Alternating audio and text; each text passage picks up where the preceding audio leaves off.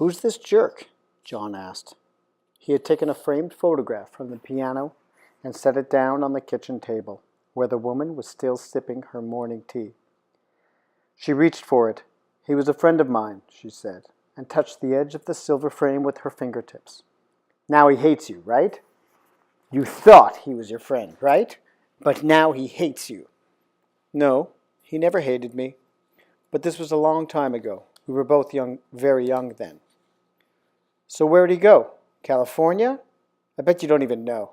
I bet he just left and didn't tell you where."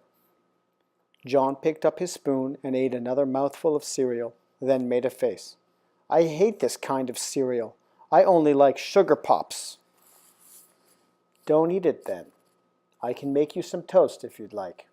With her napkin, she wiped the smudgy fingerprints from the glass that protected the old photograph. The boy held a fingerful of soggy cereal under the table for Toby, then withdrew it quickly when the dog came to sniff. He wiped it on the knee of his jeans and kicked the dog lightly with his sneaker. "I bet he never wrote to you or anything," he commented. "I bet he didn't send you any money. You should throw the dumb picture away."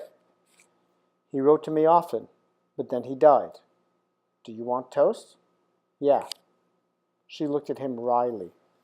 "Yes, please," she said. He repeated it sarcastically. She smiled, rose, and dropped 2 pieces of bread into the toaster on the counter. "How did he die? Did he get murdered? I know somebody who got murdered." "Not exactly, but he was shot." The boy made his fingers into a gun. "Blam!" he said, and shot Toby, the dog. Then he shot the refrigerator. "I'm going to get a gun," he said, and ate another spoonful of cereal.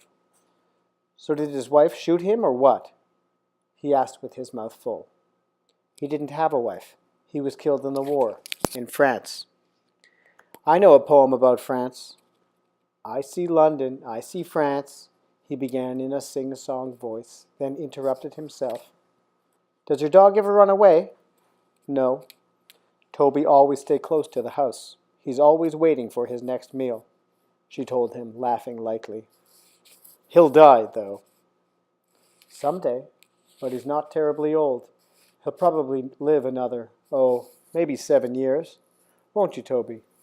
she said to the dog, who lifted his head at the sound of his name. She leaned toward him and scratched his neck. "Well, if you don't want him any more, you can get someone to shoot him. I'll do it for you after I get my gun." "I'll never not want Toby," the woman told the boy. "There's your toast, popped up. I'll get some jam from the cupboard." "Don't you ever get mad at him?" The boy lifted the 2 pieces of toast from the toaster and dropped them onto the blue plate on the table. "Of course I do. Once he stood on his hind legs and grabbed a whole roast chicken from the counter. I was furious." "Did you beat him? I bet you beat him." "No, but I called him a few not very nice names, and I shut him in the back hall for a while." "Did he cry?" She laughed. He whined piteously. "Sometimes you'll get really, really mad at him," John said. He tore 1 piece of toast in half and stacked the 2 pieces on top of each other. "Then you won't want him. You'll probably give him away." "You'll probably give him to some jerk with no TV," he added matter-of-factly, and poked a hole through the remaining slice of toast with his index finger. "Can we play war again after breakfast?"